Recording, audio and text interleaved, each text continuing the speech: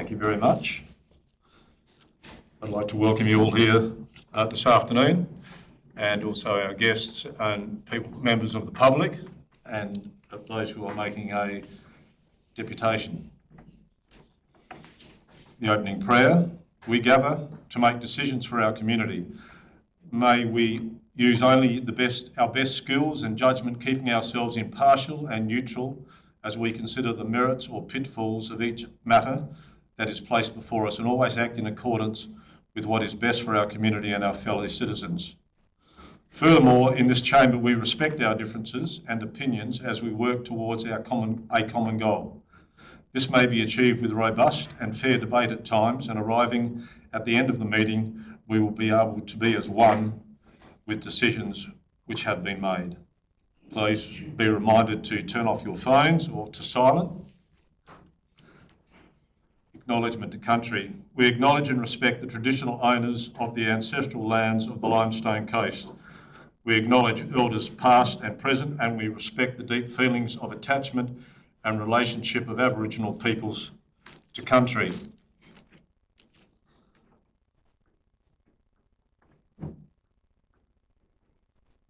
Please note that this meeting is being live streamed, recorded and published in accordance with Council's live streaming and recording of public meetings policy. To those present in the gallery today, by attending a public meeting of Council, you are consenting to your image, voice and comments being recorded and published.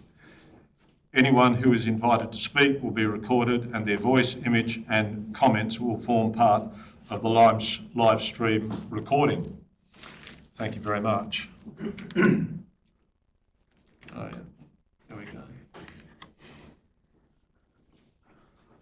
I'll ask whether there's any elected members' declaration of interest. Councillor Ross.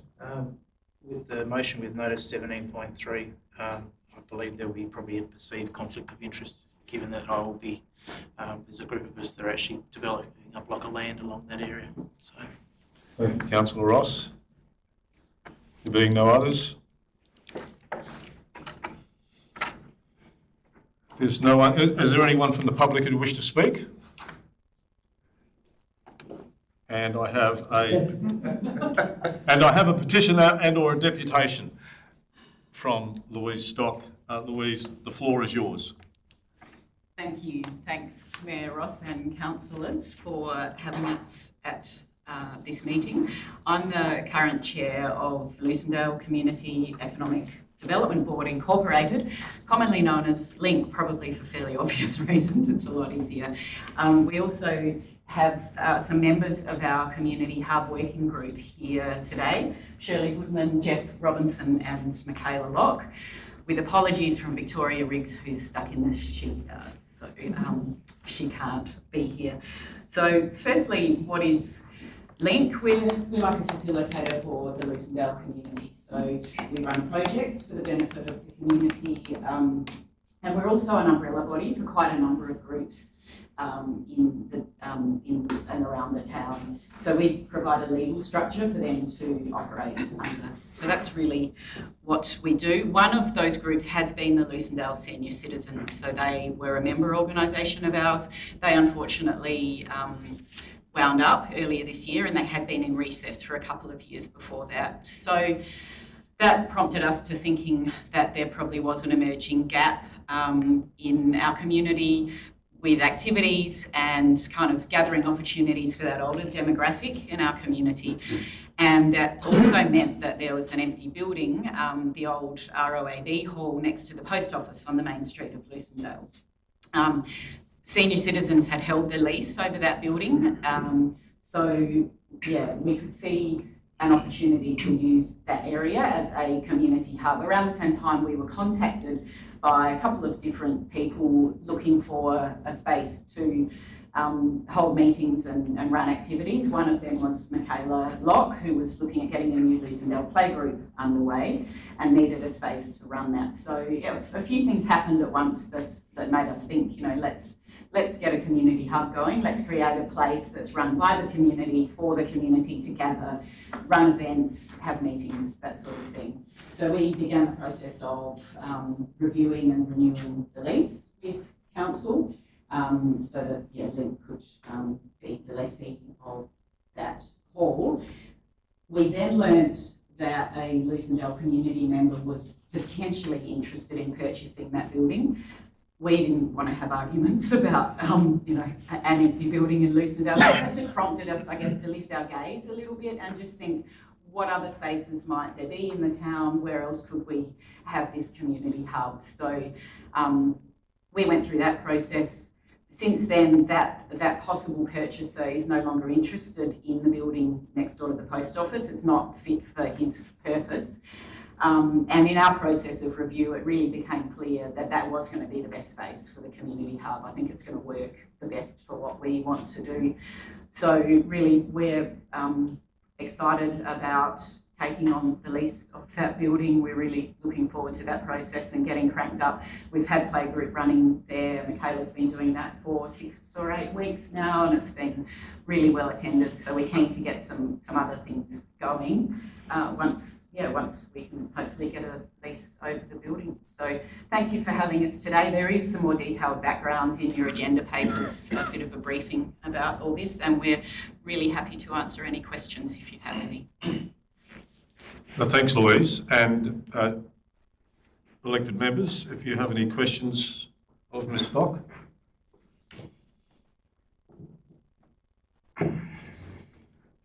Incredibly enough, Louise, I think you must have filled their total void of knowledge. Thank you very much, Louise.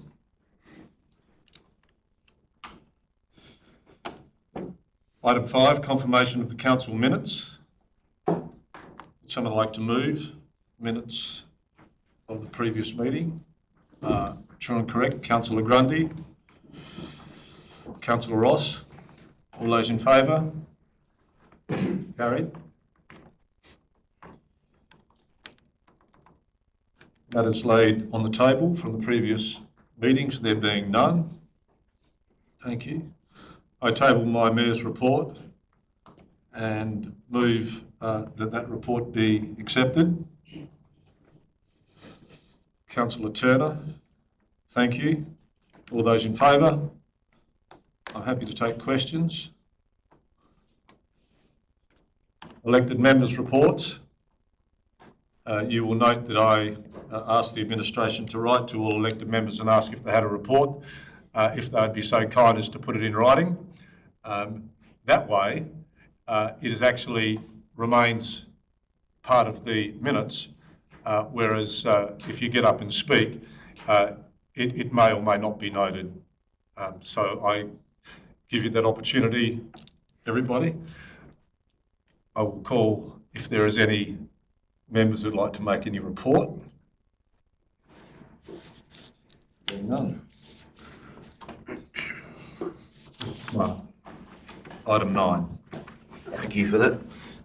First item is the LRCIP Phase 4 federal grant guidelines. As previously reported to you, the amounts that have been allocated to us, just under 574,000 and 331,000 for roads. So this is phase 4. We've already had 3 phases before that are fully expended on various projects across the district. So with the guidelines, I'll provide a bit of broad information there, what eligible projects, with the probably key being any project that council selects to use that funding for should be additional to your existing budget. So you can't replace one of our budgeted items in this year's budget with this money.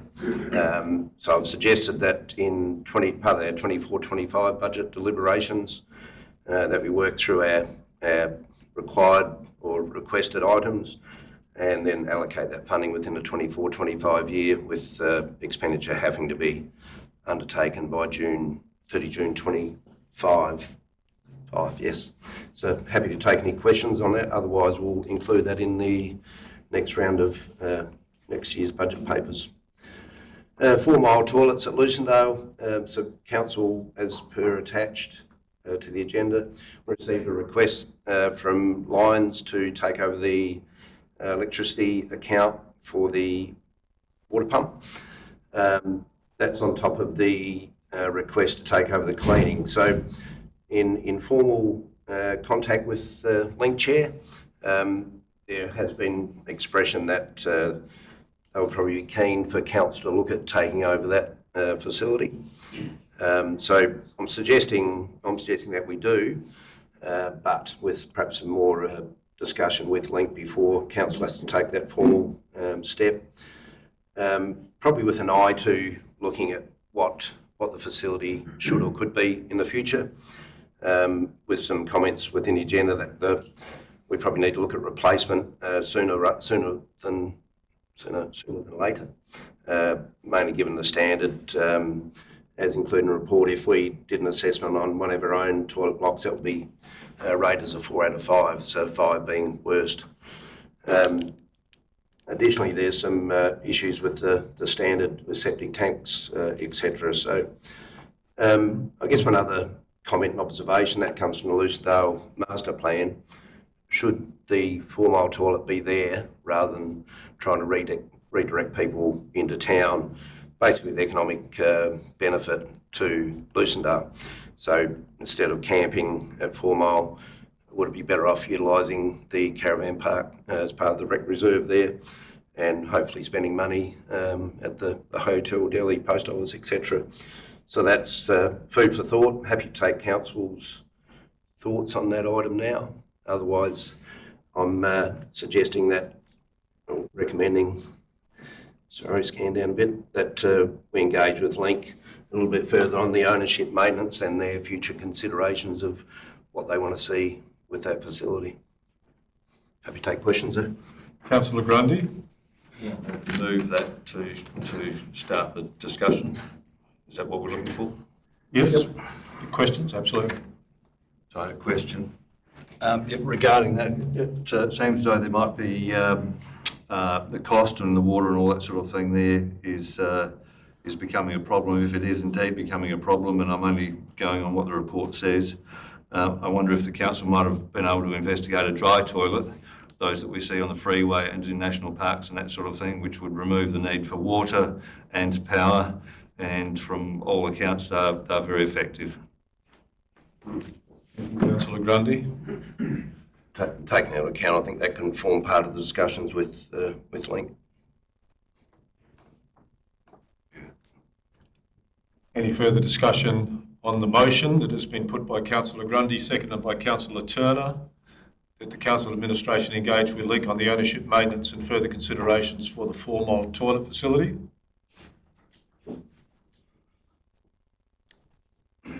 Being none, I'll put the motion. All those in favour? Carried. The second item is the Lucendale Senior Sits Club Rooms. And thanks for your presentation.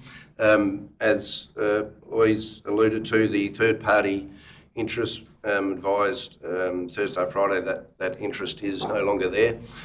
So changes the report context to a fair degree, but also allows council to have a look at buildings that currently exist in Lucendale that are either underutilised or not used much at all. So running through those, Lucendale Senior Sits building, it is freehold land. It's excluded from community land classification under the Local Government Act, so it can be sold without complication of Crown land or community land. It can be leased or licensed as well. The Lucendale Memorial Hall, surprisingly, that is also freehold. It's also excluded from community land classification, etc. So that can either be leased, licensed or sold or maintained as a council facility. The Lucendale RSL Hall, that is also freehold, same, excluded from community land classification, can be leased or licensed. Recent history, the Girl Guides signed a lease in July 2006. That was rescinded in 2017. Council approved to have a lease with the Lucendale sub-branch in 2018, largely due to personnel with that sub-branch. Lease hasn't eventuated. But again, so that building houses RSL memorabilia, and the Lucendale Council Office, Crown land, cannot be sold directly under existing government policy can be leased or licensed. Currently opens 1 day a week with an estimated average of 3 customers per day. Could be repurposed for community occupational use, but that may include consideration of closing as a council office. Understanding that may evoke some emotions and comments, but it's there for information and thoughts. With Link indicating that they would like to proceed with securing a lease for the Senior Cits building. Probably a couple of considerations there, and is some discussion that we've had with Link along the way, as whether appropriate arrangement is a lease licence, or do council consider selling to Link? And selling could mean selling for $1, so by donation. That removes it from our books. It gives full control to community organisation to use it as they wish. Again, that's discussions that we need to have with Link as to whether that's a potential short, medium, long-term option to sell or continue the lease. It's probably in a nutshell, but as I said, yeah, the context of the report did change, given that third party has no further interest. So again, recommendation that council administration engage with Link. I won't say and other interested parties, just Link, on their preferences for greater utilisation of the Senior Cits building. So slightly change that recommendation. I think yes, Mr. Smart, I think the opportunity actually is not excluding other parties from showing their interest in other buildings within the Lucindale Township. No, it's not. No. So I feel happy to, because it doesn't mention any building in particular that there might be some discussion around, I feel very comfortable with the recommendation as it is. Yeah, it's fine. I'm happy to move that, to put that back in. Councillor Down would move. Councillor Rayner. Discussion? Councillor Grundy. Ross. My comments are reserved for the Senior Cits building more particularly, rather than the hall and what have you, and further to Mr. Smart's comments. I think if the ownership or the use is going to be potentially changed, then I think the test should be that it's for the overall benefit of the community. And if it was to be sold to some third party, and by that I mean from council to, for instance, Link, and that's the wish of the council, that's all good. But I would hate to think that in the future, in 5 years' time, Link was offered a huge sum of money for the building, and they decided to accept that offer. So to that end, I think that we should be talking about having an encumbrance or a covenant on the building, which sets out that in the event that Link sold it, in the event that we had sold it to Link for $1, if they had gone on to sell it to some other third party, then the proceeds should be returned to council. Thank you, Mr. Grundy. Yeah, but I think, I've had the similar thoughts. If we did sell to, say for $1, that there'd be perhaps a caveat placed on the title for perhaps with an expiry date. So, whether that be 10, 15, whatever years, and then if it was sold after that, but that's up to council to decide at the time. I wasn't thinking expiry date. Okay. Yeah. I guess there's considerations there. So if it was sold for $1, then Link, spent $500,000 or something on that building, perhaps that might change the way we think about it. I don't know. You don't know those till you don't know those issues till you know. But that can be included in all the conversations we have with Link. Councillor Grundy. Maybe it could be the proceeds of the valuation of or a valuation of that building on the day of the $1 transfer, for instance, could be referred to in the encumbrance. I understand the details of Mr. Grundy's discussion. It's moved downward. Seconded Councillor Rayner. You please note the changing wording on the motion. The council administration engage with Link on their preferences for greater utilisation of council buildings in Lucindale. Are you still happy with that wording, Councillor Down? Yeah, Mayor. I just see this as being an opportunity to speak with Link what their preferences are, and anything else that comes up after that then can be dealt with. But at this stage, it's really just to enter dialogue. Thank you, Councillor Gilbert. Any further discussion? Being none, we put the motion. All those in favour? Carried. Thank you. And just to remind council that, yeah, any arrangement to lease or sell remains a decision of council. So, yep. Fourth item, the regional precincts and partnership program. So a new federal government program for essentially established to for communities to form partnerships with an approach to achieving funding from the federal government to undertake various projects. So looking at initially from a purely a council perspective, those items that I've listed below probably still apply as far as what sort of partnerships, what precincts can you try to achieve. The funding is doesn't have to be matched, but it can be. So, so the federal government will, depending on the application, provide all the funding for whatever the project is. So it doesn't have to be matched by council or other bodies. But like most partnership funding with the federal government, if you do come with other items, it's generally looked at beneficially. During those our own internal considerations, Naracoorte Caves approached me to gauge our interest in forming a partnership with them, with the view that they were looking to do some upgrades to their facilities at the caves, which could meet the criteria of us doing town rejuve type projects, activation projects, trails, those sort of projects that are all included in either our strategic plan or our adopted master plan. So any projects that I'm suggesting are all that have gone through community engagement and endorsement by council.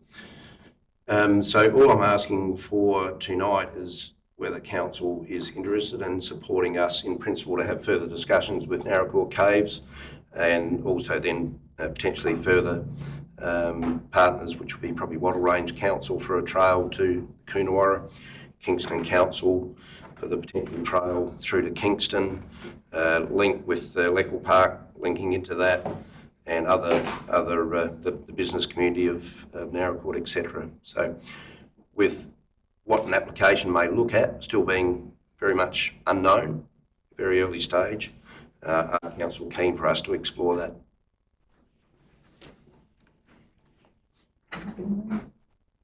Councillor Crosling.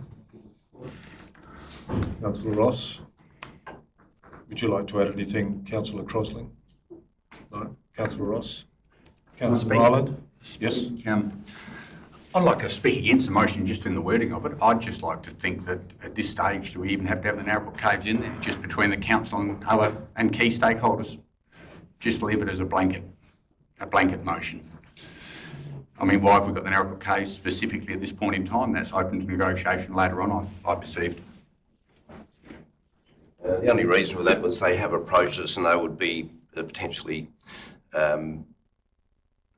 through the state government, they would offer more to the partnership because there'd be hopefully dollars coming from the state that would form a partnership to help achieve what the outcomes we want as well. That's all. So that was the logic behind it. Councillor Ireland. Sorry, just quickly. Thank you, Mr. Smart. But just quickly, I think there's probably a lot of, well, you may be able to correct me on this, but I thought there might be other parties that we can actually have joint funding arrangements with and joint applications for this grant network. Am I correct in that? You are, and it's covered in there with other key stakeholders as well. So you'd have to have some key partners, but then it would be, depending on what may or may not get included, there'd be a lot of other partners which include schools, all those listed before. So potentially could be, many partners. Yep. So my understanding, this is not an exclusive arrangement. No, definitely not. Councillor Grundy. Ross, these grants are obviously very generous a lot of the time and that sort of thing, and if there can be an advantage for the Naracoorte-Lucindale Council by teaming up with the caves, that would be good. But do you perceive that there'll be a time when this project might be calling on Naracoorte Lucindale Council rates to be going into the bucket, to be assisting with caves projects? Not for caves projects, no. So anything on their land, we wouldn't. There'd be no contribution coming from council funds. Any funds that council may, subject to coming back to council, would be tied to projects that are ours. So the question remains, it's in principle support for the formation of a partnership. We're not committing anything more than that, and obviously there's the detail around that partnership is yet to be resolved. Is there any further discussion? There being none, I'll put the motion. All those in favour? Carried, thank you.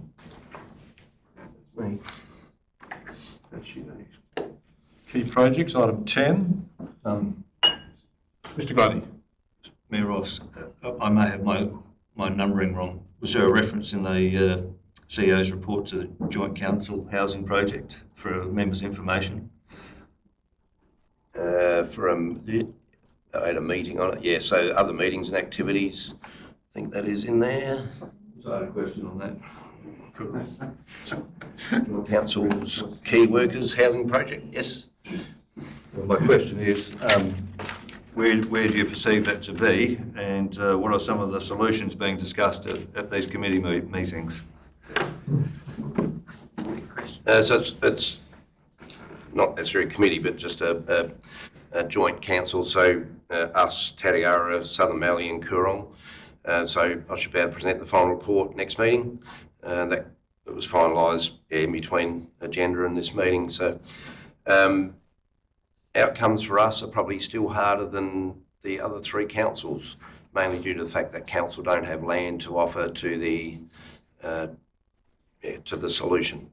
But the second line there, Renewal SA, Office of Regional Housing, continue to have discussions with them. You may recall that Mayor Ross said Nick McBride had some funding on the table for both us and Tatiara. So we're continuing to explore what that actually means, how council or private sector may be able to access that funding to provide more housing. So I'll provide you a bit more of an update next meeting. Thank you. Any further questions of Mr Smart? None. Item 10, key projects. Mr Willsmore. Thank you. Just wish to add, since writing this report, we've begun works on the Smith Street footpath and curbing replacement. We've also begun works on the Naracoorte Swing Lake fence relocation and replacement, and then also begun works assembling a windmill to increase the aeration to the CWMS lagoons. Any questions of Mr Willsmore? Thank you. Financial report, Ms Edmonds. Thank you, Ross. Nothing additional to report, just a brief explanation, very similar balance to this time last month. Still income coming in from rates payments being the first quarter of the year. Happy to take any questions if there are any.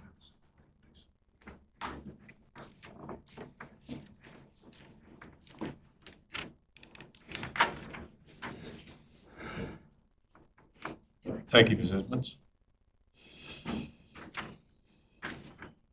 Where are we? 111.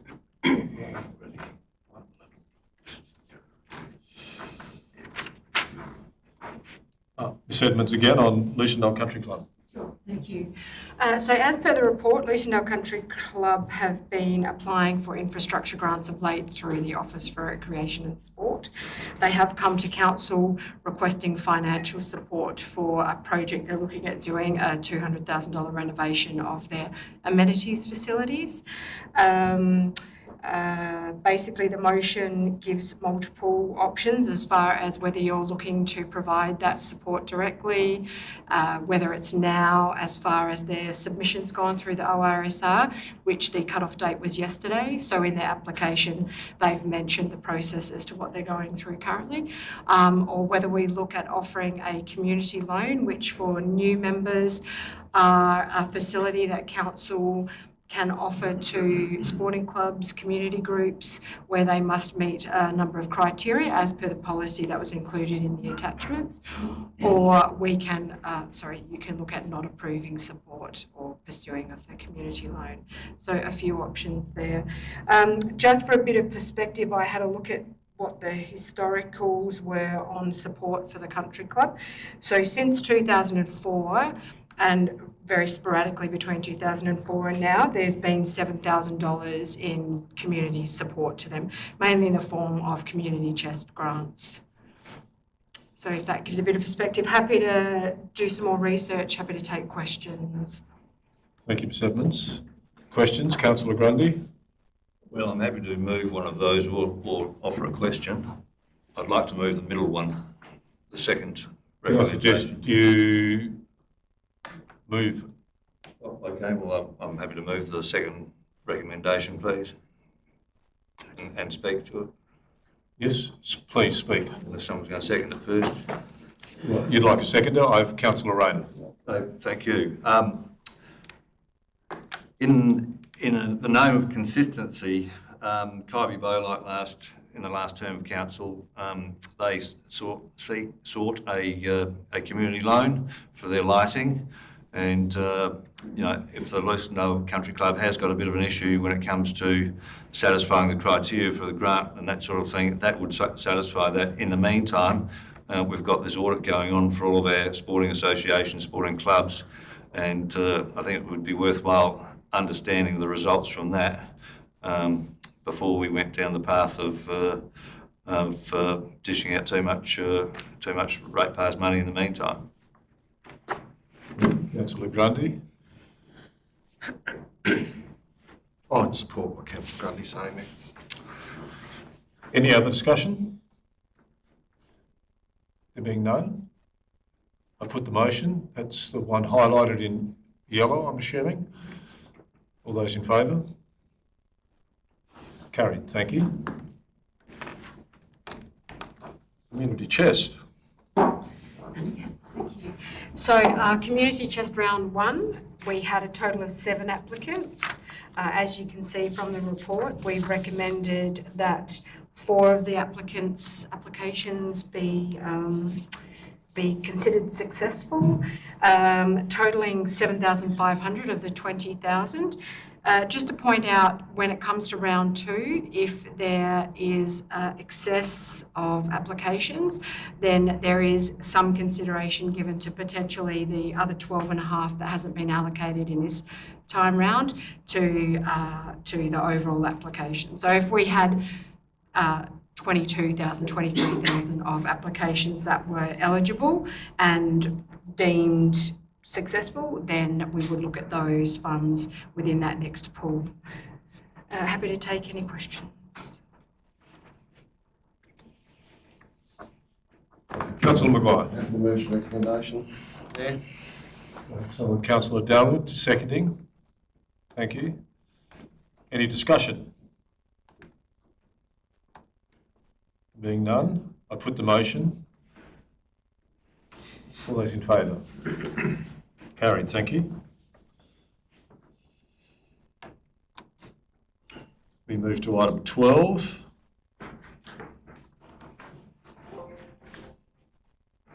Minutes of the Strat Plan Committee meeting held on the 11th of July, taken as read and confirmed. Would someone like to move to that effect? Councillor Grundy. Councillor Ross. Thank you, Councillor Ross. All those in favour? Carried, thank you. And we have a recommendation. No, what's that? Oh, that's all. Then 2 boxes, of course. Recommendation. Okay, thank you. Recommendation that council upgrades Cameron Street in the 24-25 budget. Is that right? Yes. Yep. Just go to the page. So is there a mover for that? There is a mover for that. Councillor Maguire moves. Do we have a seconder? Councillor Ross. Discussion? Councillor Grundy. Thanks, Mayor Ross. Given that there was, this project was on the basis that an EV charging station was going to be installed there, that's why we're dealing with this matter. In the meantime, the EV charging station has been removed and it's not going to be appearing here for the foreseeable future. So for that reason, I think that that this section of Cameron Street should just revert back to where it was originally placed on the hierarchy to be dealt with in a usual manner. I think that's the logical thing to do. Otherwise, it sets a dangerous precedent. Thank you, Councillor Grundy. Councillor Maguire. Thank you, Mayor. Just say what I said at the Strategic Asset Management meeting. There is two businesses on McDonald Street. There's one that's currently being constructed at the moment that's had a lot of money being spent into it, plus we have the kindergarten there. I see, plus we've got the Market Square across the road playground. We've also got the VIC. So there is a lot of traffic in that area, and I had a look at it the other day.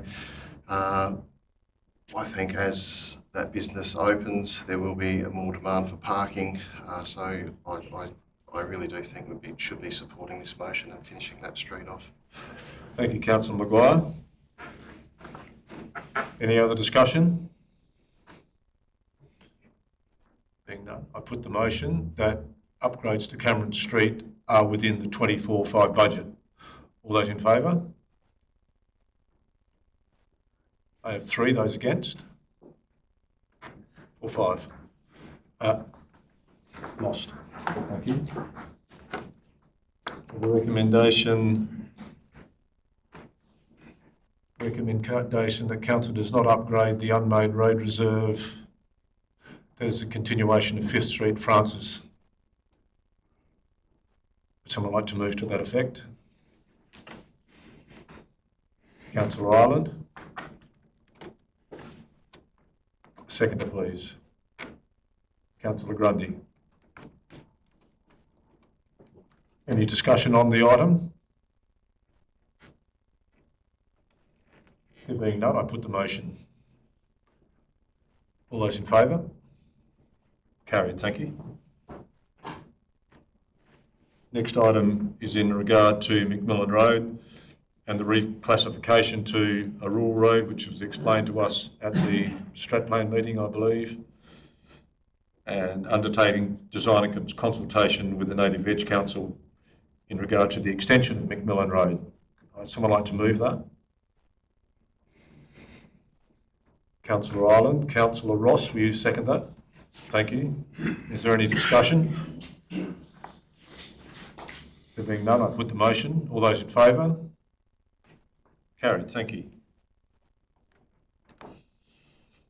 Next motion that comes in from the Stratplan is the council adopts the footpath hierarchy of September 20th. Oh, I missed one. Yeah, I missed more than one. No, I apologise. The council continues with the Otter Seal on East Settlement resheet between North Settlement and Diagonal Rattenbully, and a budget adjustment be undertaken. Do I have someone who would like to move that? Councillor Maguire, Councillor Downward. Any discussion? The budget adjustment's about $160,000+. Is that correct, Mr. Willsmore? Thank you. All those in favour? Carried.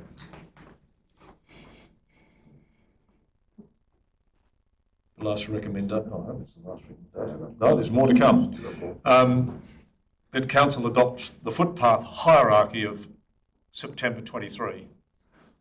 Councillor Grundy. Councillor Turner. Any discussion? There being none, I put the motion. All those in favour? Carried. Thank you.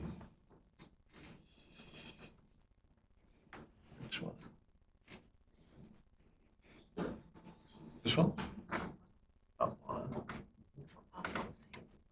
Oh, now the policy, of course. I should be looking up there. Could someone like to move that we adopt the footpath policy of 2023? Councillor Turner, Councillor Grundy. Is there any discussion? There being none, I put the motion to adopt the footpath policy of 2023. All those in favour? Carried. Thank you. Recommendation that the Council accepts the South Australian Regional Aviation Program funding for 90+ thousand in regard to the contract of Fulton Hogan for $186,000, and the Mayor and Chief Executive Officer are authorised to sign. Could I ask someone to move that? Councillor Rayner, Councillor Downward. Is there any discussion? Being none, I put the motion. All those in favour? Carried. Thank you. Reports for decision. We're done. Mr McCroskey. Thank you, Mayor Ross. As per the recommendation of the July Council meeting, myself and Mrs Collins undertook further investigation of the electronic communication signs. We looked at a number of options for best exposure and the viability of these signs given the cost. Upon the establishment of the sites, most of the sites that we looked at the locations for best bang for buck were on DIT roads. We undertook a number of email correspondence with DIT staff to gain their support and information in regards to these signage.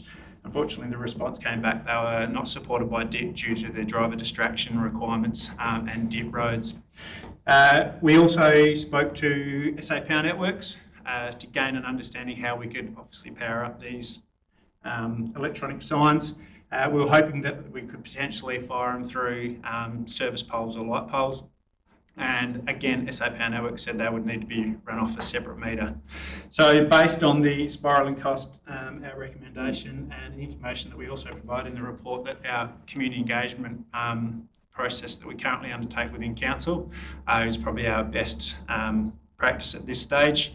I did late, after the report was done, receive an email by Councillor Turner, who also provided us information of the possibility to provide a simple QR code requirement which we could place strategically around town, which flow on from that we could then link back to our community events platform, which the VIC currently operate and manage. So that's another option. I'm not too sure whether Councillor Turner would like to further explain that one, as he's the one that identified it. Okay, yeah, I noticed when I was walking on the Esplanade at Brighton, which I do. Just if I may, we have a recommendation. I'd like to deal with that, I think, if I may. I'm happy to move the recommendation and speak to it if I can. You're happy to move that we do not pursue with the installation of the electronic. Councillor Maguire, seconder. Councillor Ross. Is there any further discussion? Councillor Maguire. Thank you, through the chair, thank you to Mr McCroskey for that report. I accept most of the reasoning. The only statement I'll say is that Murray Bridge is on a DIT road as well. Is there an inconsistency with allowing them to have their sign where it's strategically placed? And this is not a reflection at you, but is there an inconsistency with what they're saying when I have seen those signs on DIT roads around the state? Thanks, Councillor Maguire. I'm not too sure. I didn't investigate the option of the Murray Bridge one, and I didn't interrogate DIT staff in regards to whether they had approval for that signage and what age and when that sign. I know DIT have recently undertake a form of policy in regards to the electronic signs due to the number of increased signs being put on DIT roads, but I can't answer that one exactly. I just note that it's definitely adjacent a DIT road, but whether it's actually on a DIT road. So I think we were looking at actually having them on a DIT alignment, and that seems to be just adjacent in that at that junction. So whether it's on a DIT road or not, I don't know. I'm not a betting man, Mr Maguire. Unfortunately, I am. Yes. Thank you, Mayor Ross. Unless Yes, I think we'll. Unless Mr. Councillor Turner was going to Councillor jump in Turner, before me. if Yeah. you'd like to He- add he some has more, a- I mean, but basically, I would like to deal with this motion. We have a mover and a seconder about this motion. Discussion around QR codes it has no effect on the motion. I want to speak to the motion, that's all. You wish to speak to the motion? Yeah. Please, Councillor Grundy. Thank you, Mayor Ross. Look, I think this is a lost opportunity. Councillor Maguire's came up with this idea earlier on. I thought it was a very good idea. And then it seems to have morphed into something that it was never intended to be. And that is, I imagined Councillor Maguire was talking about an electronic signboard in front of the library, maybe 4 metres off of the road, which shouldn't contravene any rules. I could be wrong on that. And it's morphed into, it's gained a life of its own, and it's morphed into double-sided signs at each entrance of the township and that sort of thing, which I don't think was ever really the intent. I'm guessing a bit Councillor Maguire. But in the meantime, if this is parked for now, I think we should try and revisit it in a much more simplistic form soon. Councillor Turner. I'll speak to the motion. Okay, I'll start where I started before. The Holdfast Bay Council has a solution for this, which on the Esplanade they have an upstanding sign. They do actually physically put what's on in 3 or 4 headlines, but there's a QR code that you can scan, and I think there's probably an opportunity, and that QR code would take you to a landing page, which would be efficient, in simplistic form, the sign that you're talking about, what's on, no advertising, what's on in the town, whether it's a tourist, function or it's business event or whatever it might be. And I think that might be an elegant solution, because I know that we've got signs on the walking path or signs in the squares or at the library.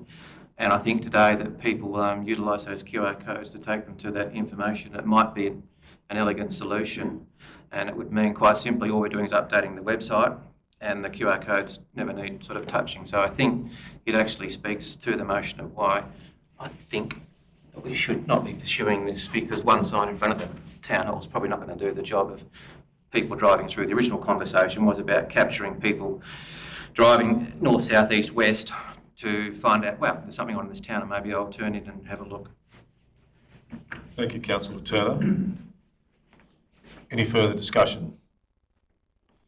Being none, I put the motion that the council does not pursue the installation of electronic information signs. All those in favour? Carried, thank you.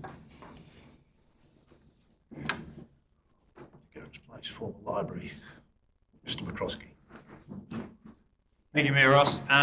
Probably don't have too much more to add. I've hopefully covered every option or every opportunity what we can do with the former library. Like I said, probably the key thing out of that is that previous recommendation to council, we seek a scope or quote from local tradespeople. Fortunately enough, we had a local tradesman who was happy to provide some costings in regards to replacing the roof or some modifications or some replacement or patchwork for the roof. So there's a number of options. I think there's 8 options in total. As per my recommendation at the bottom, I suggest probably at this stage we just maintain status quo until we actually have a future use of the building. Subject to what we utilise that building may impact the design of the roof, i.e. for light and ventilation purposes if we were to change it to office spaces, or subject to whatever council determine the use of the building is. Councillor Turner. Move that. Councillor Maguire. Discussion, please. Councillor Turner. Simplicity. I mean, one of the solutions involves putting a low-pitched roof on the building which would seal it.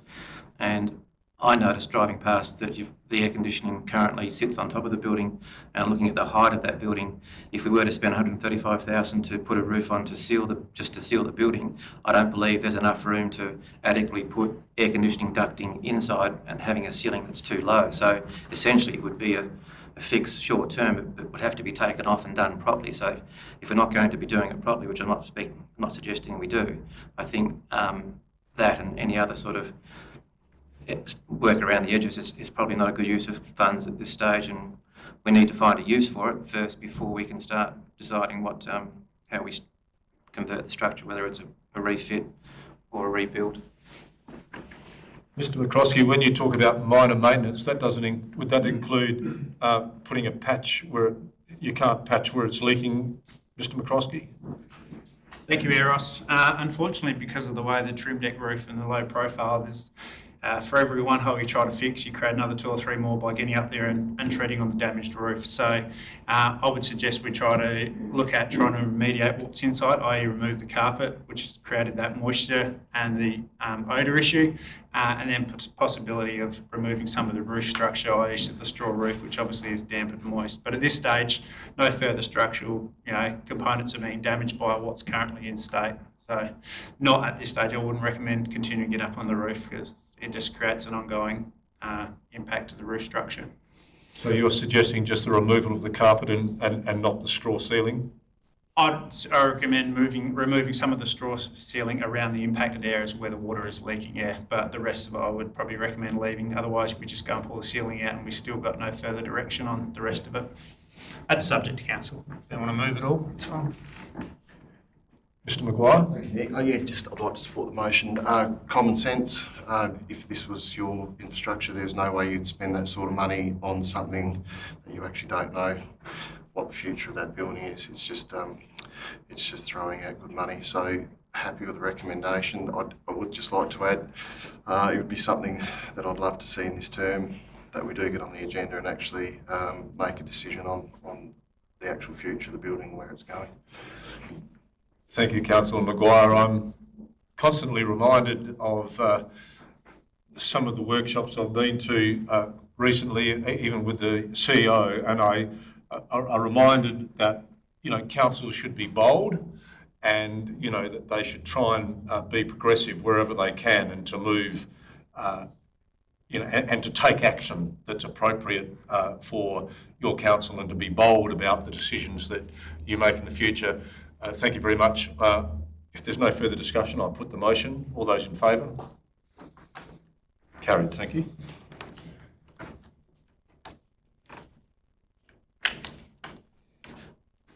Ormerod Street, road closure.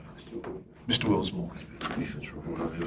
Thank you. Just a short, somewhat surprising report, but it has become apparent when we were looking at selling off a section of the western end of Ormerod Street that Ormerod Street hadn't been declared a public road. So it's been shown as a road but not declared as a public road. So we need to move this declaration for Ormerod Street to remain as Ormerod Street but be declared as a public road to allow us then to sell a portion of Ormerod Street. So it's surprising, but that's the technicality we have to follow. Would someone like to move to that? I might have a perceived conflict of interest here, having an interest in that Ormerod Street, so I'll excuse myself. Thank you. Yes, you may. Can I just ask a question? You may. Councillor Ireland. Thank you, Mr. Willsmore. If I received a parking ticket on that Ormerod Street, I'm just wondering. Sorry. Mr. Willsmore, would you like to describe not the parking ticket issue, but actually the area of interest when we're discussing the western end of Ormerod? I've taken that on notice, but it's the full length of Ormerod Street. So even though it's been shown on maps back in the early 1900s, we still haven't declared it as a public road. So it's from Sandstone Avenue, all the way to the end of Ormerod Street. I think we'll just deal with this. Would someone like to move that we thank you, Councillor Crosling, and a second to Councillor Grundy. The sooner we do this, the better, I feel, and get it in the Gazette. All those in favour? Carried. Thank you very much. Answer is we thank you for your donation.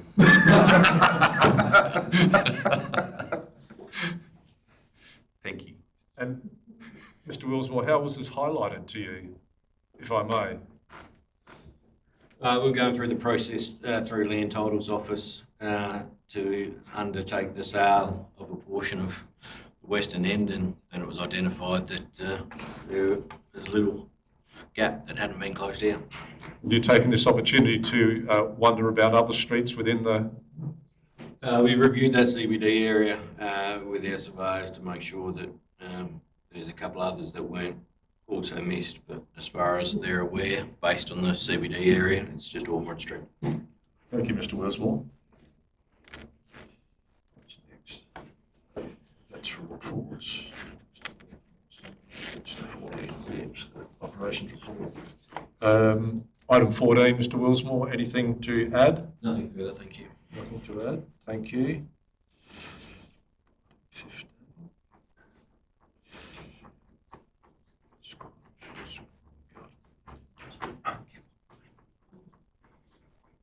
Grading.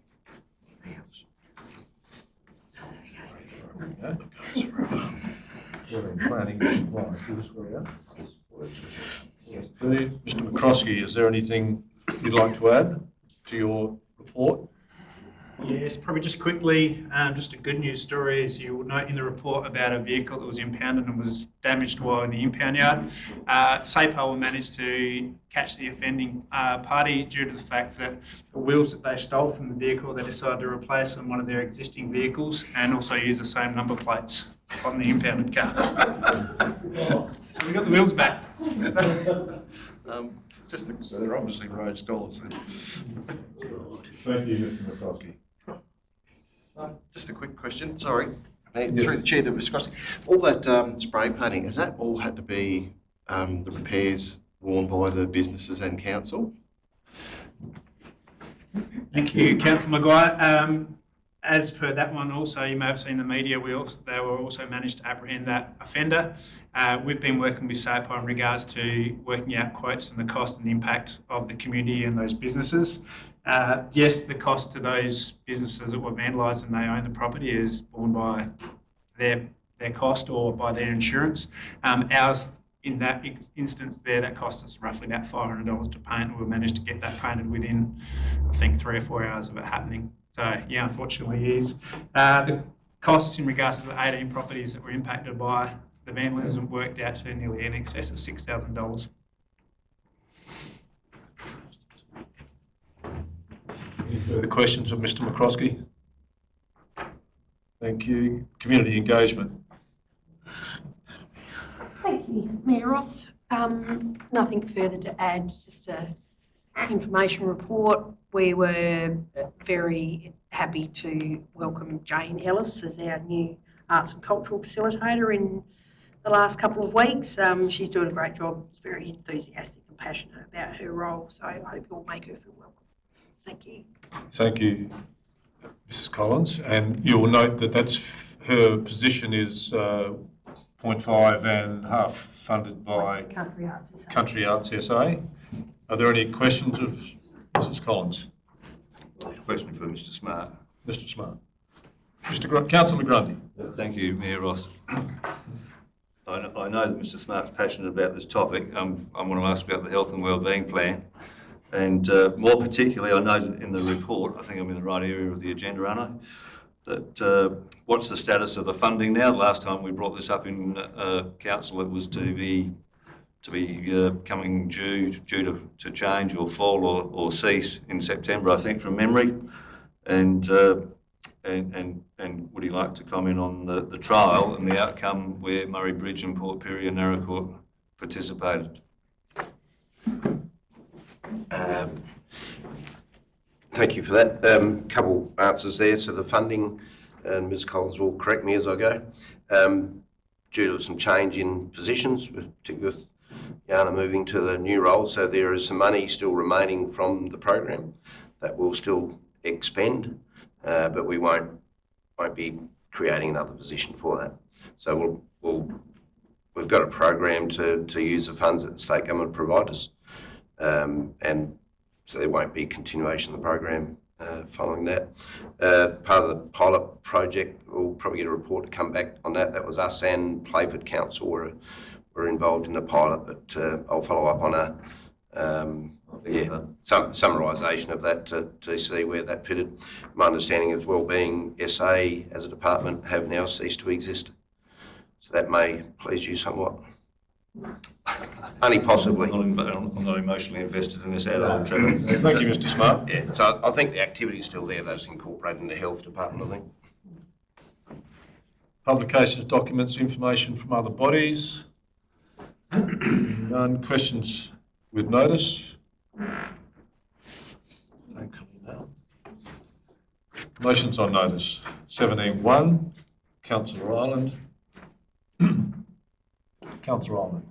Can I, do you want me to move that motion? Yes, absolutely. I will at this stage, please. Councillor Ireland. Do I have a second to Councillor Grundy? Thank you. Councillor Ireland. Yeah, absolutely. Look, this is just a follow-on from the Francis Progress Association and our visit out to Francis, and they're in a bit of a dilemma with what to do with their hall. And I think we need to look into, because that is on Crown land, we have to look at if the disposal of it is a fitting thing to do, subject to public consultation, how we go about it and what the future holds for that area. Thank you. Any other discussion? There being none, I put the motion. All those in favour? Carried. Thank you very much. And secondly, Councillor Ireland. I'd like to move that, please. Councillor Ireland, second Councillor Grundy. Would you like to speak with it to the motion? Yes, please, Mayor Ross. Following on, and really nothing to do with Francis whatsoever, but we have got parcels of land within our Nowra-Lucindale Council area that are Crown land, and we are not at the, as far as I'm aware, we can't dispose of or we can't use without quite a dilemma there. One thing that did come to mind just recently, somebody said to me, what happens if the pine plantation's up there, etc. Those pines may be close to harvesting, and we're sitting on Crown land there that we can then do nothing with. And I just think it's worth pursuing at this stage, just to get a report. Thank you. Thank you, Councillor Ireland. I totally agree, and I put the motion. All those in favour? Thank you. Nothing wrong with it. Carried. That's as good as you get.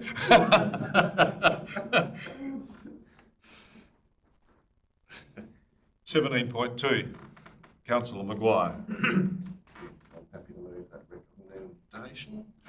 Sorry. And Councillor Grundy will second that motion that the council discontinue the Nowra-Lucindale Council Business Innovation Grant Program. I don't wish to speak to it. You don't wish to speak to it? Any discussion? Councillor Grundy? Look, I think that if the applicants were most likely going to go ahead and invest in whatever they were going to invest in, whichever project they deemed to be innovative, that's great. But if they were going to go ahead and do it anyway, it suddenly becomes a handout rather than a hand up. And I don't think it's really council's core business to be getting involved in that at this stage. Thank you, Councillor Grundy. Councillor Dalwood. Yeah, just as an observation, I've spent over in West Australia, and Port Hedland have had a program over there where businesses were encouraged to take up property to do development, and council gave those developers some fairly handy sort of incentives to do what they're doing. However, they had 12 months to have their, I think it's 12 months, 2 years, to have their development completed. If they didn't have it done, the land and whatever they'd done to it reverted back to council at the cost. So whether that's something that would be of interest, I don't know. That's just an observation. Thank you. Thank you, Councillor Dalwood. Any further discussion? Mayor Ross, if I may. Councillor Ireland. If I may, Mayor Ross, listen, and this is slightly removed from this motion, I will admit, if you wish, but the Tatiara, for instance, have their successful business awards, etc., for businesses that are succeeding around the area, and I just wonder, okay, if we decide not to pursue this with the Innovation Grant Program, that's another avenue we can pursue, perhaps. I look forward to your discussion paper on that, Councillor Ireland. If there's no further discussion, I'll put the motion. All those in favour? Carried. Thank you very much. Question. Oh, so still got this one. What's moved, Mayor? And I promise you this will be the last time I attempt to move anything to do with this subject. Put that in the minutes. Thank you, Councillor Maguire, for moving that. Do I have a seconder? Councillor Crosling has seconded the motion. Do you wish to add something, Councillor Maguire? Well, nobody jumped at seconding it, so I might have a little crack if I may. Look, I've tried every avenue to try to get some beautification happening out the front of the new Mitre 10 building. If you knock this on the head, this is just another way forward to solve this problem. But there is a lot of people saying that if we are going to have businesses coming into town spending millions and millions of dollars and we can't contribute by just beautifying with a few pavers out the front on council-owned land in front of their businesses, we are not really encouraging our support in any way. Please support this motion, please. Thank you, Councillor Maguire. Councillor Grundy. I agree with Councillor Maguire's previous sentiments, and that is that when someone stumps up the dough and comes and invests and that sort of thing, that's great. And yes, Smith Street is one of their main entrances into the township and that sort of thing. However, the policy that we adopted at the last meeting should capture that, and it should capture it wherever it is, whether it's Smith Street or anywhere else. Is that correct? Can I ask Mr Smart to make commentary around that? To Mr Willsmore, but I think it's a footpath policy rather than treatment of verges, so it's not suggesting a footpath. Mr Willsmore, I know that we had a discussion earlier in the year around people planting on verges, so... Yep, so one, the footpath policy does talk about paving in front of businesses, and if the business approach council, they can seek a contribution from council. The other is the verge development policy, which is currently being reviewed with the Botanic Working Group about owners of the adjacent verge beautifying and looking after the area in front of their business or premises. So if you would just suggest to me then that this is captured within current policy or not, Mr Willsmore? It's unclear what the motion's actually requesting, but so Councillor Maguire's mentioned paving, so that would come under our footpath policy. If it's just beautification of the verge, it would be part of the verge development policy, which hasn't been endorsed yet, but that's still putting it back on to the owner of the premise directly adjacent that verge. Or is that be our contribution? Councillor Turner. One's answering a question. I think the policy that we approved for business was not retrospective, so you couldn't apply for the council's assistance after you've established it, which would mean that Mitre 10's out of the equation, so it doesn't actually cover that. Two, I do drive down that road every day on the way to work and sometimes ride a bike. And I do think it's a critical entry point into town, and I realise that previous councils have looked at entry points where the showgrounds is or anywhere between that 80k signage. So I'm not sure if exactly what the wording is, if the wording is correct, but I believe that the intent is that Council ask administration to come up with a suggested design that would improve the appeal and look of that footpath area, I'm assuming, from what essentially would be the roundabout at OTR through to Smith Street. Wherever, Street or... almost where we start. So I'm supporting the motion I'd like to see something drawn up and recommended, and I've noticed that someone's pruned half of those trees, which I think looks quite good. I'm not sure the intent's to prune the other half on the left, but anything like that to me starts to visually improve that, and that is it's a critical piece of land that gives people a first impression when they come down that street. I support the motion for the intention behind it. Thank you. Councillor Dalwood. While it's interest of town, I recognise that. I still have a little bit of issue. I guess it's two separate things, but where we've got people purchasing acreage and we're expecting them to put a road into their property, I put this in a similar sort of context where one's rural and this one's obviously urban. I just see there's two conflicting messages there. You have a right of reply. Thank you. Look, just complicating it really, it's probably a $10,000 deal. They have invested millions of dollars. There's thousands of people visiting that shop 7 days a week. It is riddled with weeds. The motion is, as that Smith Street is developed, that we actually take care of that section of council-owned land, whether it's concreting, paving or planting. It is our land. It is under our care and control. Is that correct? Yeah. But again, we can, the previous motion, we can give away an individual business $10,000, and yet you're saying no to this, Councillor Downwood. I just see contradictions. I think you've just this has become so complicated. As I said, it's the last time I've put something up about it, but I encourage people in town to actually get on to elected members and say, why have you not tried to beautify that section of Smith Street as it progresses? I find it very disappointing. Thank you, Councillor Maguire. Councillor Ireland. Sorry, I've closed the debate. Oh, you have closed the debate. I apologise. Yes, you did close the debate, Councillor Maguire. I put the motion. All those in favour? 1, 2, 3. All those against? 1, 2, 3, 4. I'll call the division if I may. Division. I have a division called.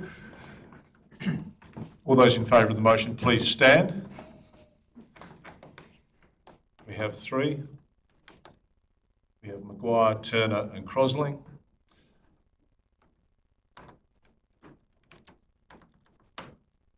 Those against the motion, we have Grundy, Ireland, Downwood and Rayner.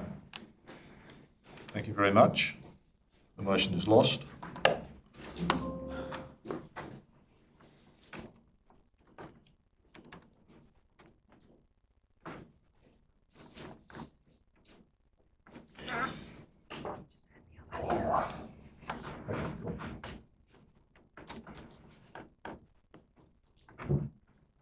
We move now to, thank you very much. I'd like to, beg your pardon? Councillor Ross. Oh, Councillor Ross, yes.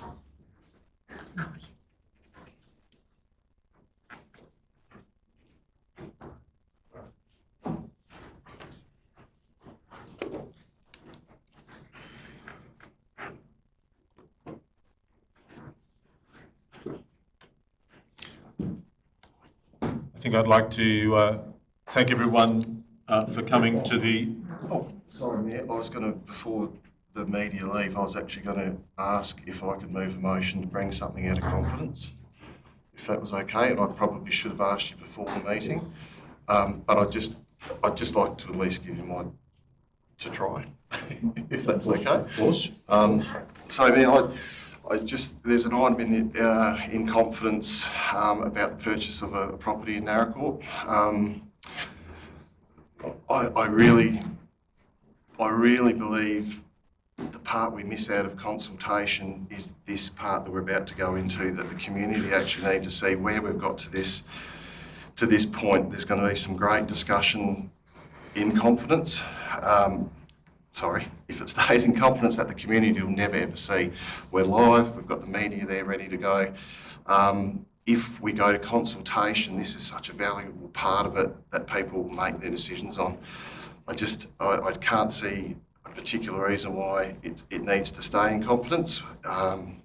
We're all going to be upfront about our thoughts on whether we need to move ahead with this. The only other thing I was going to add was, I can't think what it was. That's probably about it. I just would love for that item to come out of confidence, and I can't, if...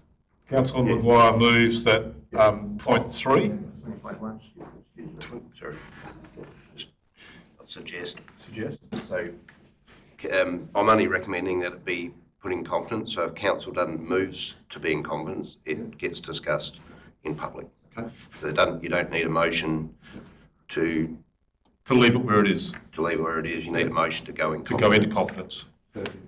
So that's procedural. And that's why we ask for every motion to go in or not.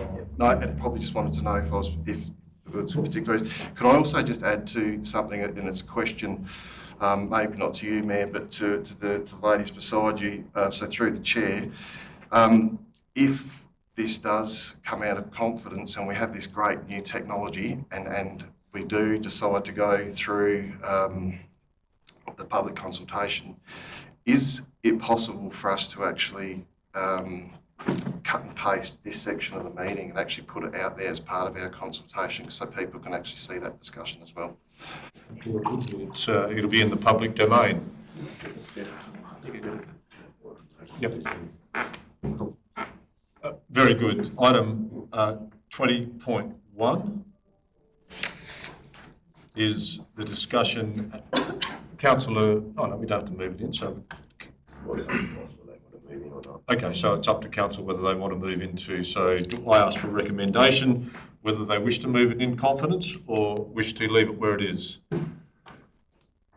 So the process is if you want to conduct this in public, no motion has to be made. No motion, correct. If you want to conduct it in confidence, you move the recommendation. That's the two choices you have procedurally. Councillor Ireland, Councillor Turner, Councillor Ireland? Can I just ask Mr Smart a question? I just wonder, is there anything, well, the pros and cons of bringing it out of confidence as far as the monetary figures that are being discussed? I mean, before we make the decision whether we're going ahead with it, I just wonder whether this should be broadcast after the meeting, that's all. I just wonder the pros and cons of it. I recommend that it be put in confidence initially to protect, I guess, the purchase price. But within the contract, there are provisions to make that public as well. So some of the premise of doing confidence, if I hadn't recommended it being in confidence at the time of the agenda, the public would see that report with those items in it for 7 days prior to elected members having the opportunity to discuss. It doesn't bother me either way, whether it's done in confidence or out of confidence. Bearing in mind we have 90 days, which is going to be open discussion, so we're in your hands.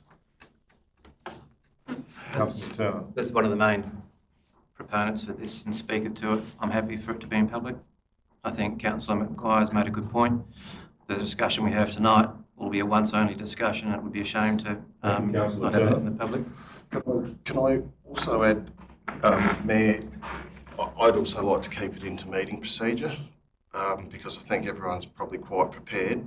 And I think this meeting procedure will keep some order to it. Just my thoughts. Thank you, Councillor Maguire. Item 20.1. I think, Mr Smart. Yep.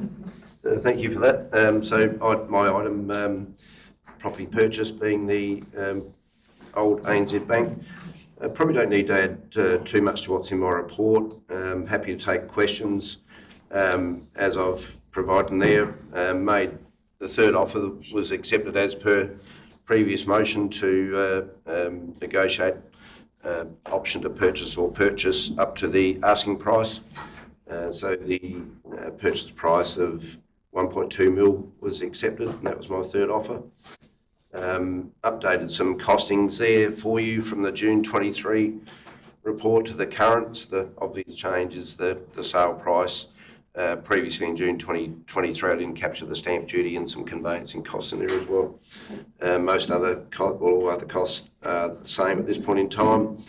I guess some unknowns when you're not working with a greenfield site, and if council so chooses in due course, particularly demolition, what it may uncover or not, we have to deal with that as we go, including the adjacent town hall wall, what condition that may or may not be in. We don't know that till we know. And car park design, still subject to the final design for various purposes and stormwater, but hopefully that will limit factors of tree vegetation removal and entry exit points. Financial considerations, again, that's probably a question that can be dealt with later or not. How it should be funded.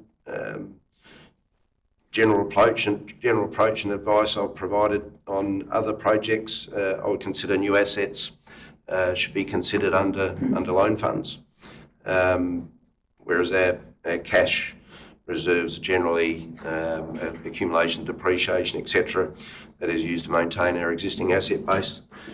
I guess other questions. Is council interested in having paid parking within the site? Just a question. And parking, this is a discussion we've had. Is it a perception or actual? Either way, we still have to deal with it. But I believe if we agree to go to community engagement, it's worth asking that question just to get people's views on that. So community engagement, I've attached a draft community engagement plan that we can go out to the public with, ask them formally their thoughts on the matter. Gives us plenty of time for that feedback to then be represented to council. You've got till 30th of November to make a final decision on whether you wish to purchase the site or not, and the other conditions that may come with that. So from my view tonight, you can, but you don't have to make a decision on whether we should purchase or not. My thoughts are it's largely around the engagement plan, going out and asking the public their thoughts on the project and the potential spend. Receive that feedback, and then that will hopefully assist you in your decision making. Happy to take questions. Thank you, Mr. Smart. The recommendation that you have proposed actually just is there to endorse the action that the executive officer has taken to date, and that is the offer to buy. So that recommendation is purely there in bookwork. It's not. It's acknowledgement, and the property would only be purchased if you don't make a decision by the 30th of November. The contract would then become live. Correct. So if you'd like to have some discussion now, it's possible, but I'm in your hands. But I'd like someone to move the recommendation. Councillor Turner. The recommendation is read. Thank you, Councillor Rayner. Is there any discussion on the motion?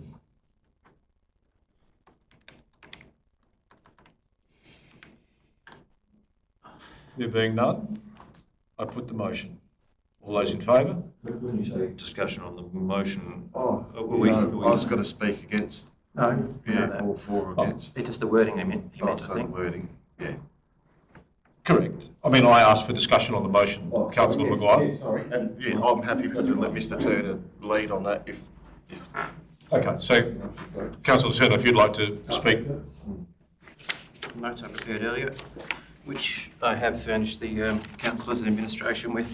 For those seeing this for the first time, this is a project that's been on our books for some time. The strategic plan for the town rejuvenation identified opportunities to increase parking, which essentially was to make Ormerod Street one-way, creating possibly 20 parks with some angle parking. And I saw the dysfunction in that particular process, and that's been discussed and taken off that rejuvenation program to start with. I mentioned that because that wasn't part. The ANZ building was not for sale when the assessment was done by the consultants for what opportunities could be created, and I saw the opportunity when the ANZ came up on the market for a central location in the centre of town to create parking to support the perceived and real parking challenges, particularly that Smith Street has. So if you allow me to read my notes. Primarily, this aligns with our strategic plan, 4 key areas, which is to invest in key assets and infrastructure, plan and manage for growth, plan for long-term vehicle parking, and grow the economy and our regional hub. I believe it's essential for the business sector to be supported in a way at the very centre of the town, and if you want the town to grow, you need to actually take control of the centre of the town and let it grow out from there. Otherwise, if you lose control of the centre, if shops start closing and people start leaving the centre of the town and services start moving out, before you know it, you have a new business coming into town, and that new business sets up away from the centre of the town, and we've seen this in other towns. So you start to find, I guess, an empty main street, and an empty main street usually sends the wrong message to people that might be considering shopping here, living here, or relocating here, or opening up a business here. So why do I strongly consider the ANZ as a great opportunity? First, it wasn't an option, as I said, on the rejuvenation plan initially. But more importantly, this idea is, it's not new to council, but it is a once-in-a-generation opportunity. I'll read maybe what I've written rather than try and ad-lib this. So the idea is not new to council because council has talked about purchasing buildings in other areas where it might come up for to create parking or better design of the town rejuvenation. The location is actually essential to both Ormerod and Smith Street, and it's located in the very centre of the town. It's the best location for parking.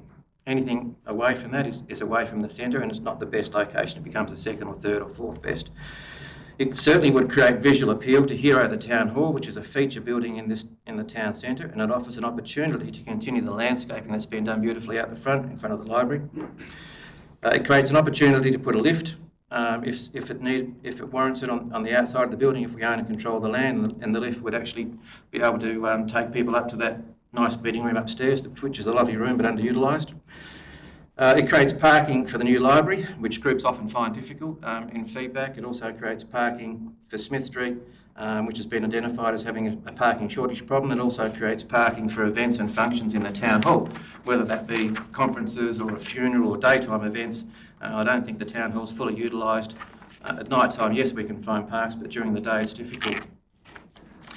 Many people, by human nature, want to park and access Smith Street as close as possible, maybe to drop off a script at the chemist, and while they're doing that, they could pick up something from the bakery, and perhaps they could have got a paper or lotto ticket prior to the recent closure of the news agency, which is one of a number of shops that have closed along Smith Street recently.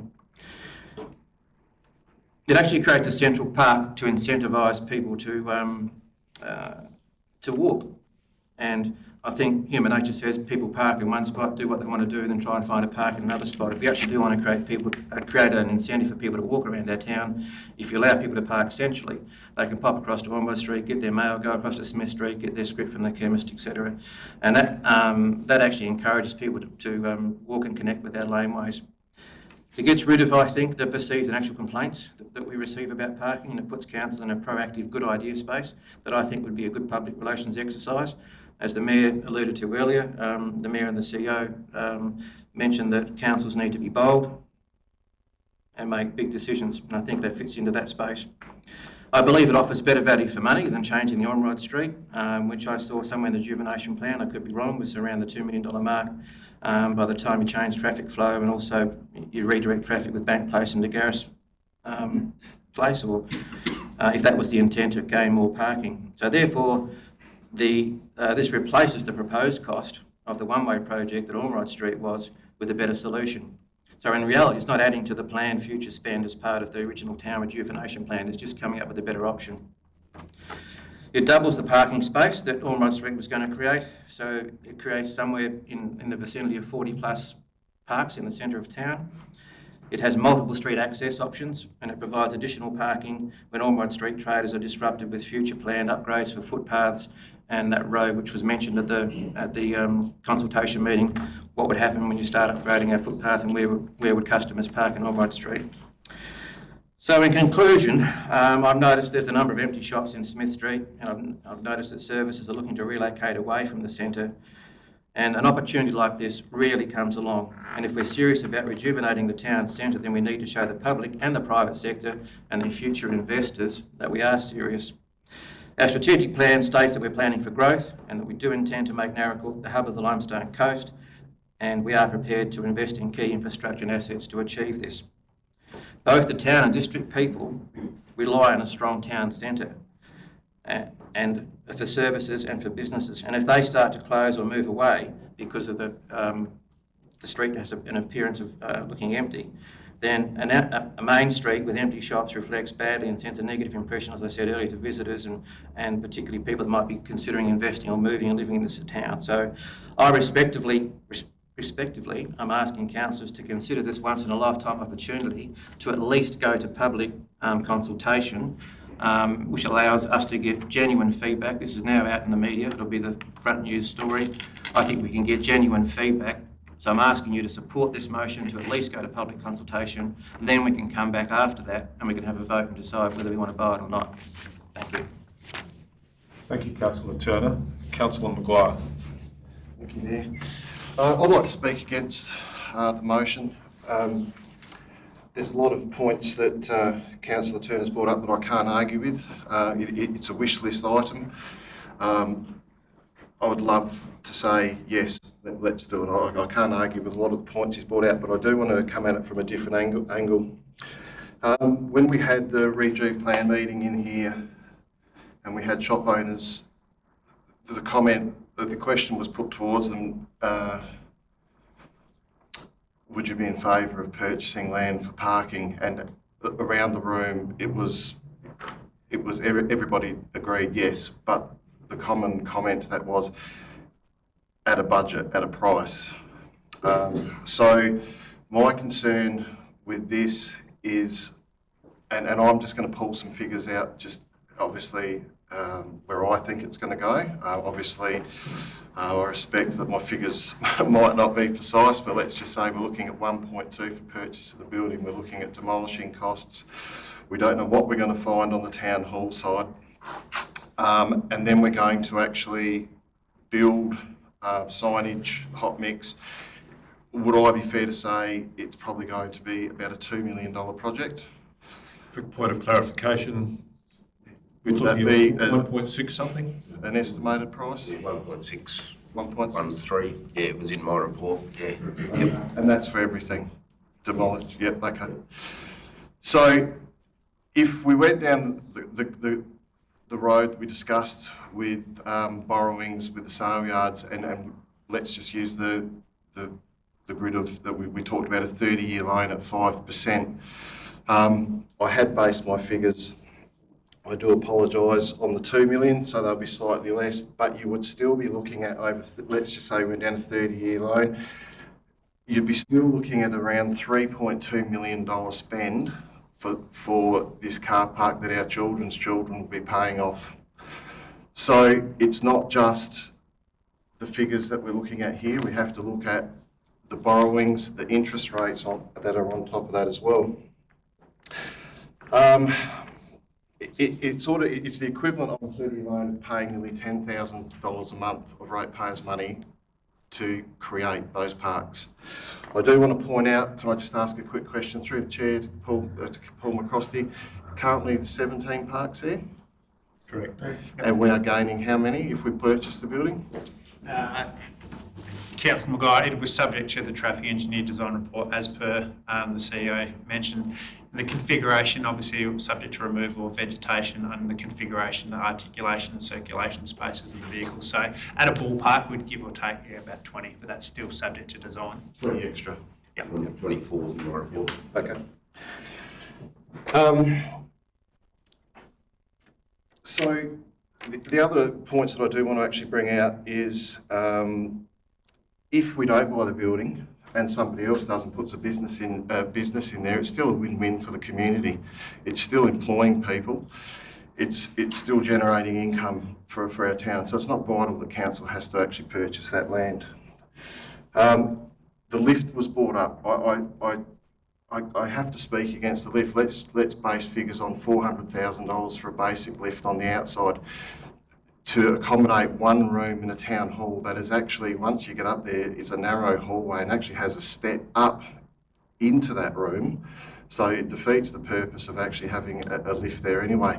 Wouldn't $400,000 for a lift be better off spent on the old library and creating a complete access of disabled access and a meeting room or a conference room, rather than wasting money on a lift for one room upstairs in the town hall? That's an extra $400,000.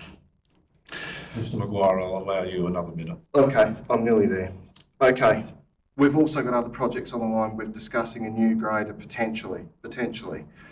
So there's nearly, close to $1 million. We're talking about a sports centre. If we went out to the community and fairly said in consultation, do you want to spend this much money on new parking in the town or upgrade our sports facility, I would think the majority of people would come back and say that the sports centre is what their priorities would be. I do question the consultation. How are we going to base our decision on unless we get at least a 20 to 30% response from the community spending this much money? I am speaking against the motion. Thank you. Thank you, and thank you for allowing me a bit extra time. Further discussion?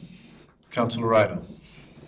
Well, not as good as Mr Turner, that I agree with everything he's had to say. I think we only get one chance of doing something like this, and it's come along now. And I think this council needs to provide parking because they haven't done a thing for the library or the town hall. Years ago, there was a bylaw set up for people parking during daylight hours at the town hall. If you was at the town hall, you didn't pay for a parking fine. I don't know if that still exists, but that's over 30 years ago they had that bylaw put in. I think it's time that the council put some parking in. And we're only going to get one chance at this. 1.6 million these days is not much money. Thank you, Councillor Rayner. Councillor Ireland. Thank you, Mayor Ross.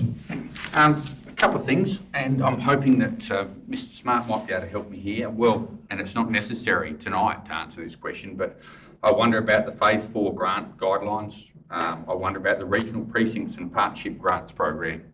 I wonder about other grants that are around, what we've got available that may help with funding for this arrangement. But the other thing is, and in answer to Councillor Maguire's, there's 17 parks that the public is actually using at the ANZ at the moment. And if somebody in private enterprise wanted to, we could actually lose 17 parks in the middle of Narracourt if they wished to. If it was bought by another party, or leased to another party for that matter. And the only thing that concerns me is the length of time for community consultation, and to make sure that we can consult with the public adequately to be able to get a good view back as to what their feelings are on this. Thank you. Councillor Ireland. Councillor Dalwood. Councillor Ireland just highlighted one of the things that I was going to mention about the 17 parks that are currently there that we could possibly lose. The other thing was that I look at it as being an investment in the future. So if it's 1.6 now, by the time the loan comes around with the increase on land values and whatever, I certainly think that would cover the cost of the loan. Thank you, Councillor Dalwood. Further discussion, Councillor Ross.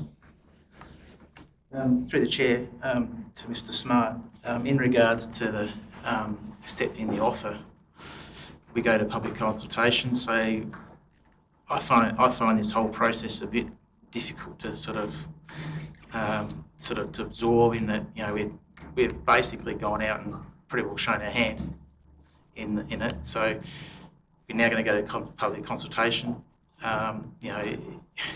I feel for the person who actually owns the property if this was to, after public consultation, it was squashed. In that, the whole process, it just doesn't fit well with me. But through the chair, how does the process go in regards to the public consultation? How I presume it's watertight for us to be able to get out of this contract. So it's subject to. I find it interesting that someone's willing to sign a contract subject to a public consultation.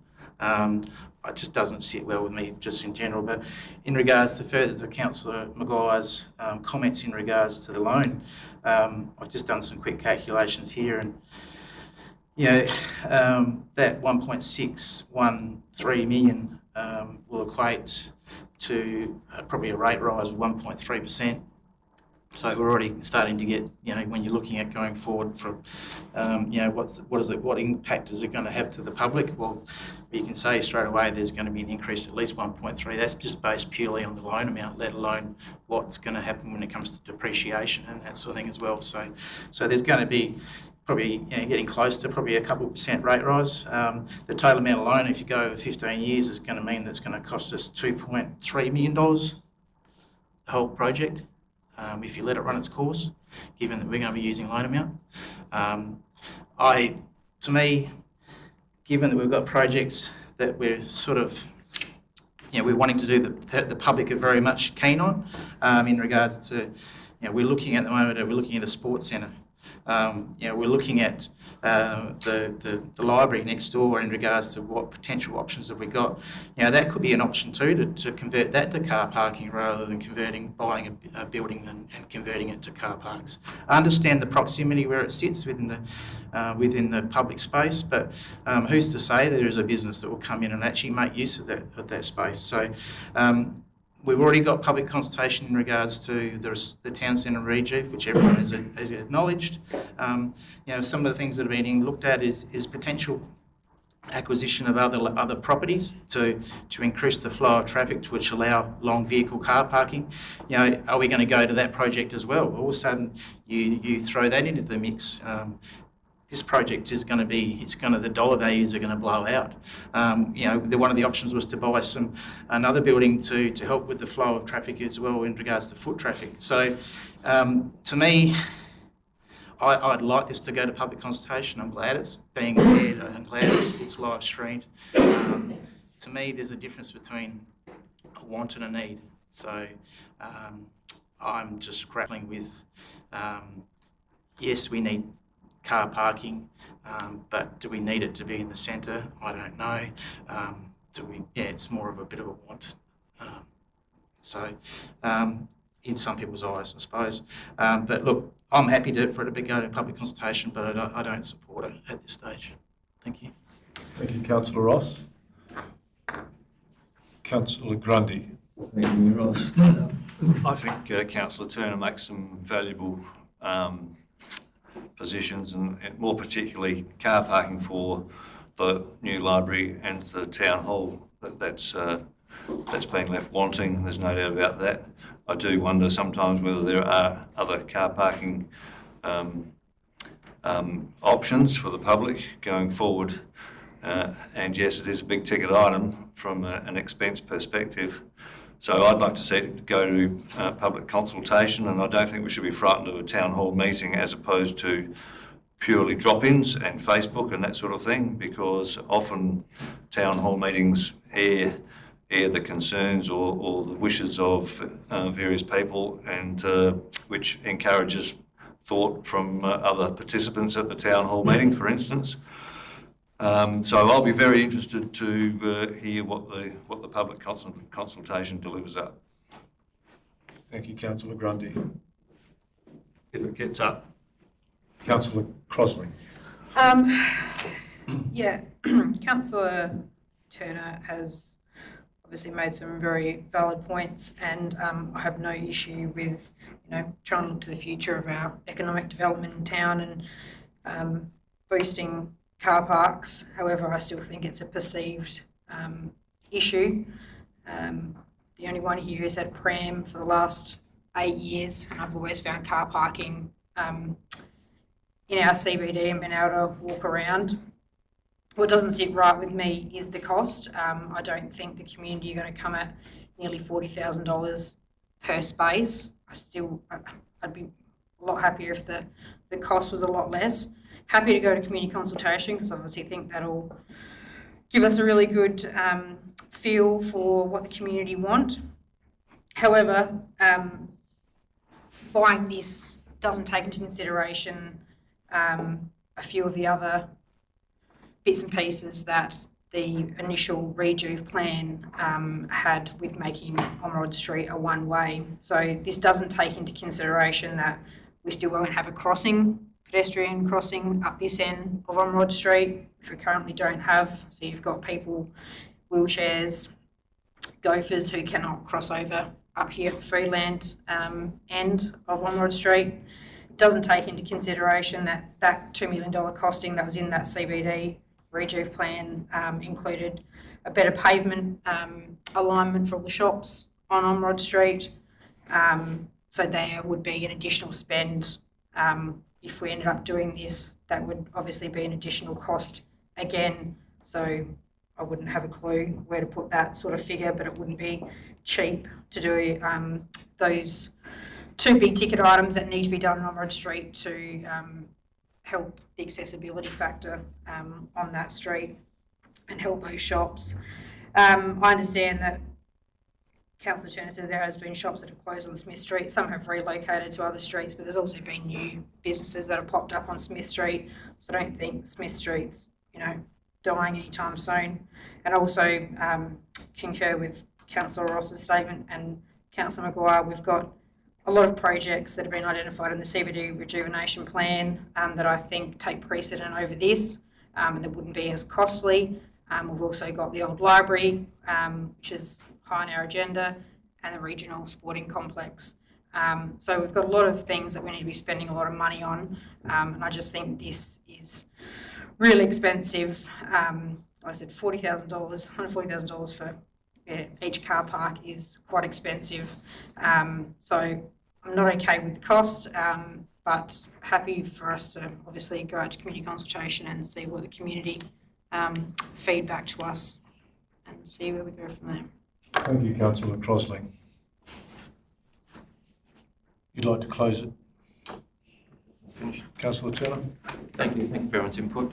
There seems to be a lot of concern around the cost, and some people are sort of spreading or diluting this particular project by mixing up other projects that are on the agenda. But what I wanted to say about the cost is that, first of all, the 1.6 million for the project, as Councillor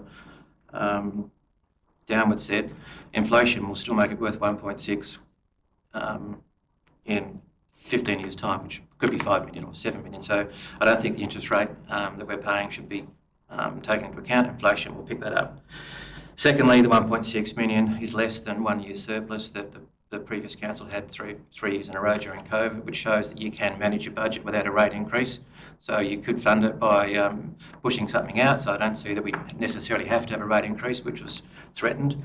And I did move on purpose the official motion in confidence that that we endorse the CEO to negotiate a purchase price up to the full value and bring it back to a full council meeting to vote on. And I mentioned the word full in the motion on purpose. I notice we've got 2 councillors not here tonight who perhaps one might speak for, one might speak against, but my intention was that we didn't do this with in a secret meeting or without having a full council, and the intention was that we could have the public involved in the conversation. So I thank you, Councillor Maguire, for getting us out of confidence, and I'm still supporting that we go to a consultation and just supplying some information around the cost. I don't think it's as big a threat as people see it.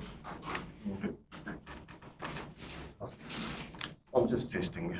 Thank you, Councillor Maguire, for the test. That's right. In that case, I put the motion that we endorse the accepted offer put by the Chief Executive Officer to the vendor and endorse the community engagement plan for 99 Smith Street at Narracourt. All those in favour? Carried. I've got a division on that, if I can. You may. Division being called. All those in favour of the motion, please stand.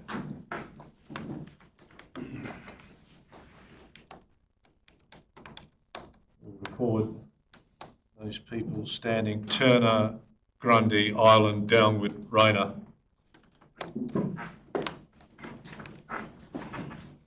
And those against were those sitting, which is Maguire, Crosling and Ross. Thank you very much. The motion is lost. The motion is passed. I apologise. That was a test.